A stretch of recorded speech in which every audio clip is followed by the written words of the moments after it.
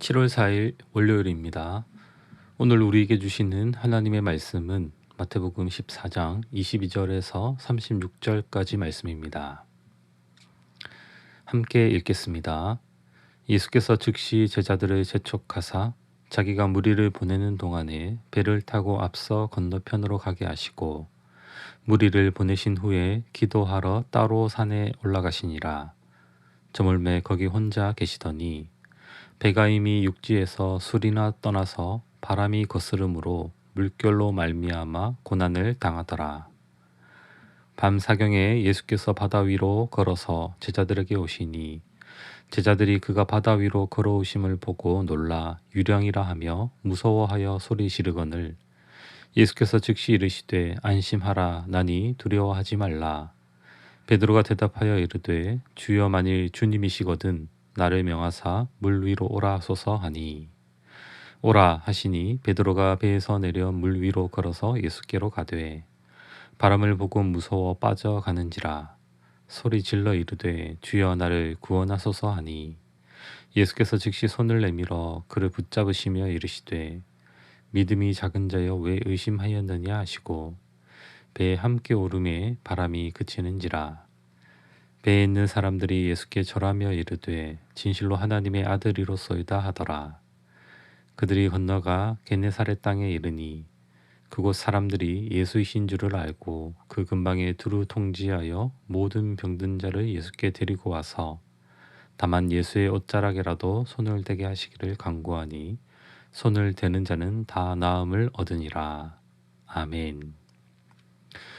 예수님은 5,000명을 먹이신 후 제자들은 이제 그 기적의 여운을 느끼고 싶었을 것입니다. 사람들로부터 칭송도 받기 원했을 것입니다.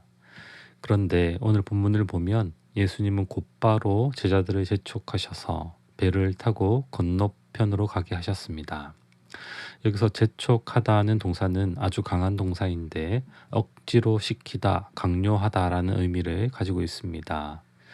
예수님이 제자들을 빨리 떠나도록 하신 데에는 특별한 이유가 있었습니다.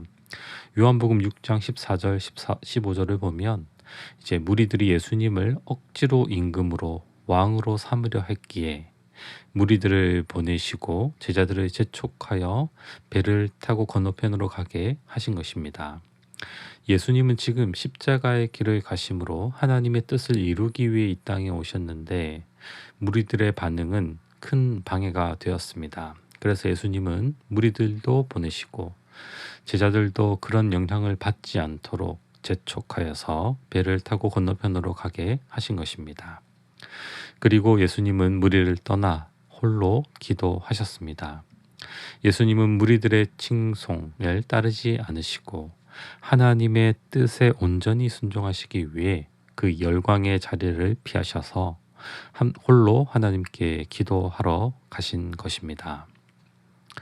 사랑하는 여러분, 우리도 마찬가지입니다. 우리는 사람들의 인기나 환호, 또 그들의 칭찬을 받기 위해서 사역하고 살아가는 것이 아닙니다. 오히려 그런 인기나 환호, 칭찬에 익숙해지게 되면 우리는 하나님의 뜻에 순종하여서 십자가의 길로 예수님을 따르는 것에 방해를 받게 되는 것입니다. 그러한 유혹 가운데 있을 때, 그러한 유혹이 들 때 우리는 더욱 기도해야 될 때인 줄 알고 우리 예수님처럼 홀로 하나님께 기도하는 우리 모두가 되기를 바랍니다.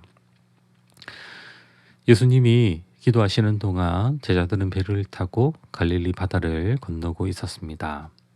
그때 역풍이 불고 큰 물결이 일어나 제자들은 고난을 당하고 있었습니다.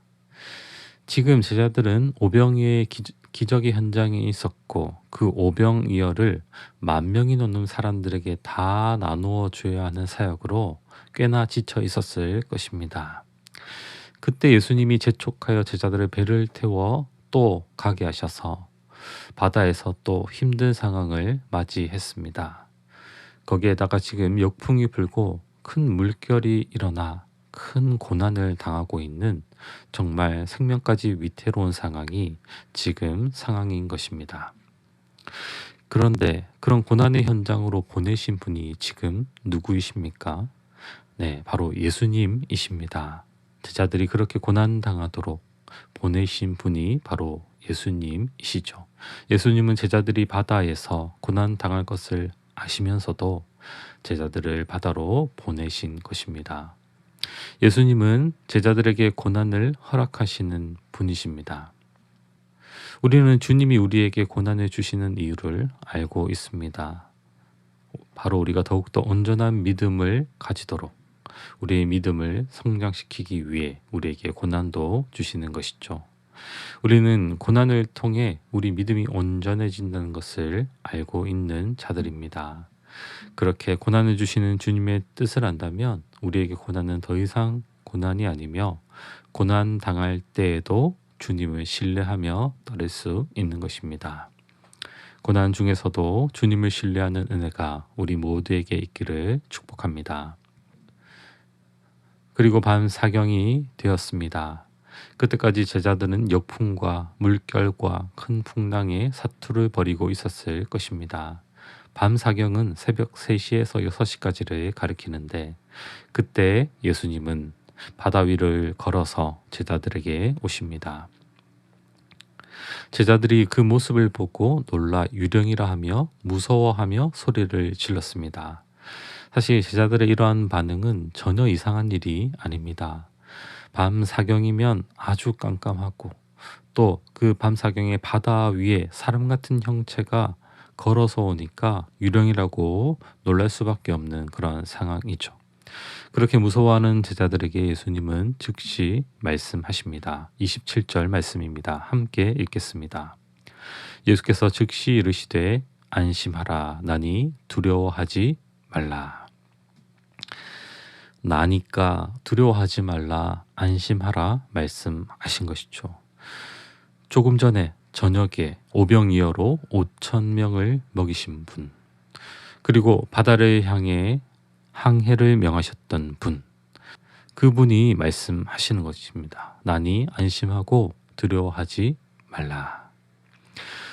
제자들이 고난당하고 있는 그 가운데 예수님은 그 고난당함을 이미 다 아시고 또 그 고난에서 건지시기 위해 찾아오시는 분이 우리 주님이십니다. 이 나다라는 표현은 구약 성경에 야훼 하나님을 가리키는 단어였습니다. 하나님이 지금 예수님 안에서 자신을 드러내시는 것이죠.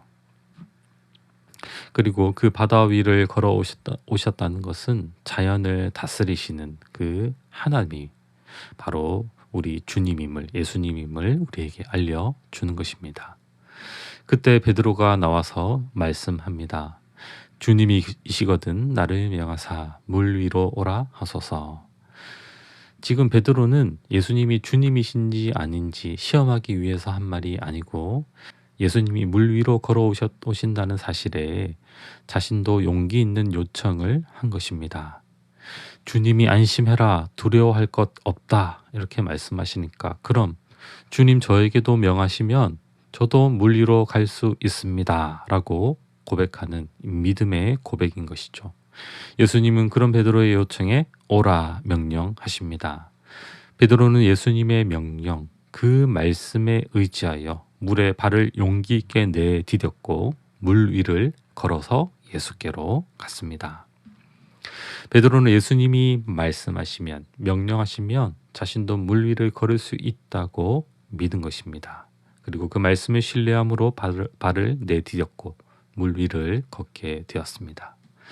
그러나 베드로는 잠시 물 위를 걸었지만 30절에 보면 바람을 보고 무서워하여 물에 빠지게 되었습니다.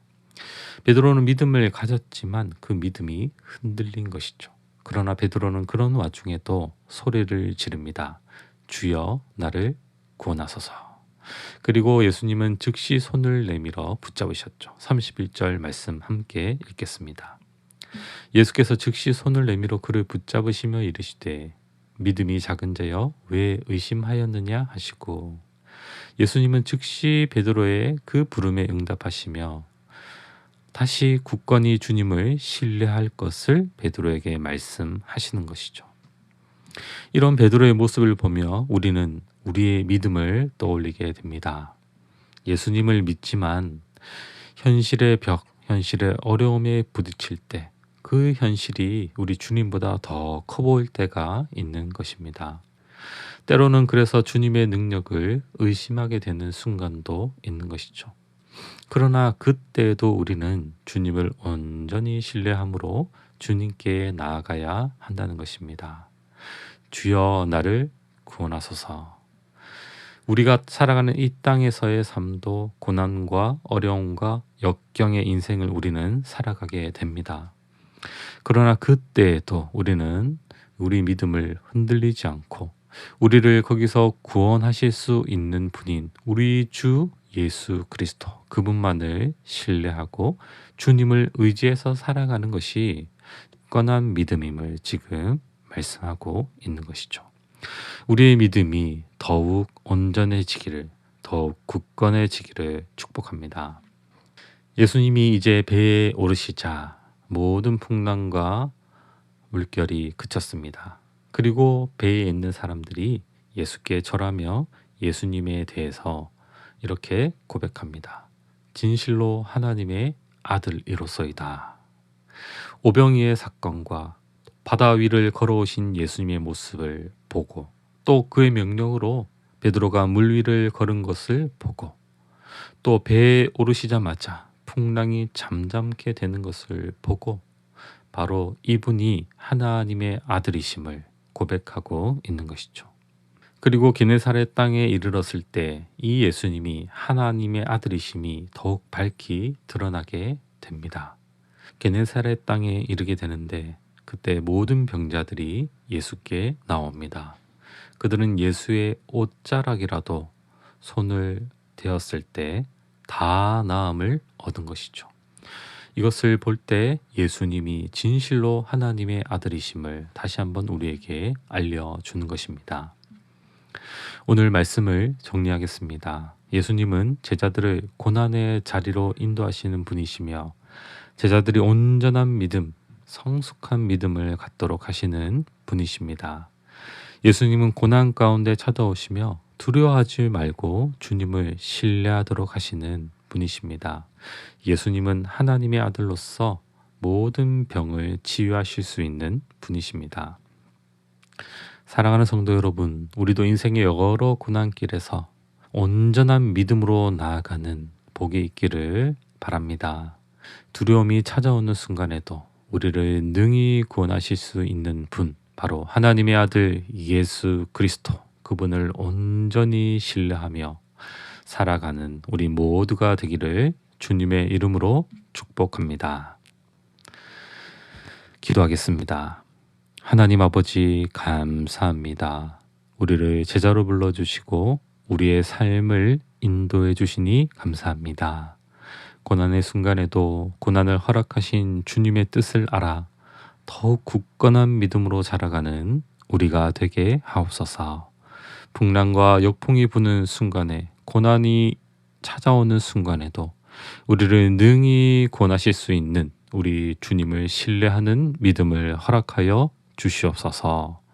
감사드리며 살아계신 예수 그리스도의 이름으로 기도드립니다. 아멘. 이 시간 주신 말씀을 기억하며 기도하시고 주간 기도 제목을 따라서 부산과 민족과 한 주간의 승리를 위하여 기도하겠습니다. 나라와 민족을 위하여, 부산과 한국교회의 영적 부흥을 위하여 말씀과 기도로 승리하는 한 주간이 되도록, 특별히 우크라이나 전쟁이 멈추고 회복될 수 있도록 그곳에 사역하시는 선교사님들을 위하여 기억하시고 기도해 주시기 바랍니다. 합심 기도 제목과 각자 가지고 오신 기도 제목으로 이 시간 함께 기도하시겠습니다.